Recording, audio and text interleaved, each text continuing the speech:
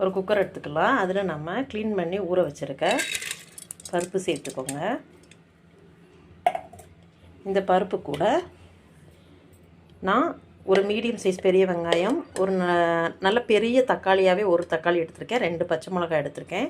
அதை இதில் சேர்த்துக்கலாம். நான் இப்போ இது 3லேருந்து 4 பேருக்குள்ள அளவுக்கு தான் வைக்கிறேன். நீங்கள் அதிலேருந்து அளவை கூட்டுறதா இருந்தால் குவான்டிட்டி, அதாவது சாப்பிட்றவங்களோட எண்ணிக்கை அதிகமாக இருந்துச்சுன்னா நீங்கள் இதோட தக்காளி வந்து ஒரு தக்காளிக்கு கூட ஒரு தக்காளி சேர்த்துக்கோங்க.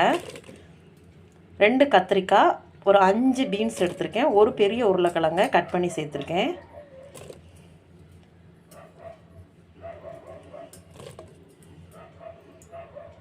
சேர்த்துக்கோங்க. இப்போ இதுக்கு தேவையான பொடிங்க சேர்த்துடலாம். இதுக்கு காரத்துக்கு தகுந்த மாதிரி அளவுக்கு நீங்கள் வத்தப்பொடி ஆட் பண்ணிக்கோங்க. ஒரு 1/4 டீஸ்பூன் அளவுக்கு மஞ்சள் பொடி, 3/4 டீஸ்பூன் அளவுக்கு சாம்பார் தூள் சேர்த்துக்கோங்க. இப்போ நம்ம இதுக்கு தேவையான அளவு உப்பு சேர்த்துக்கலாம். உப்பு சேர்த்தாச்சு.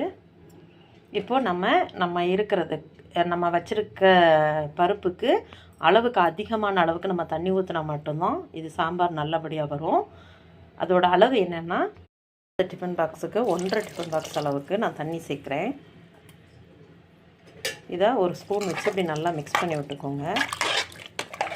மிக்ஸ் பண்ணி இதை ஒரு 2 விசில் விட்டு எடுத்துக்கலாம். உங்கள் குக்கர் எந்த அளவுக்கு விசில் அடிச்சுனா 2 விசிலோ 3 விசிலோ அடித்தா தான் பருப்பு வேகும்னா நீங்கள் அந்த அளவுக்கான விசில் வச்சுக்கோங்க.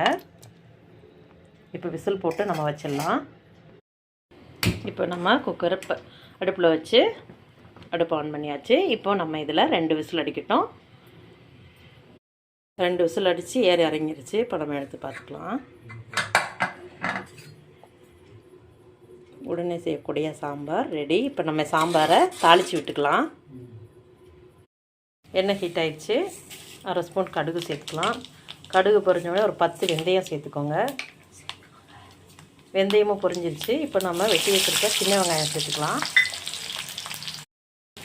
நம்ம சேர்த்து சின்ன வெங்காயத்தோட கலர் சேஞ்ச் ஆகி வரட்டும்.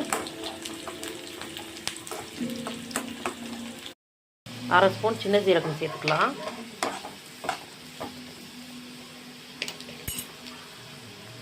2 கருவேப்பிலை, கொஞ்சமாக மல்லி இலை சேர்த்து நல்லா வதக்கி விட்டுக்கோங்க.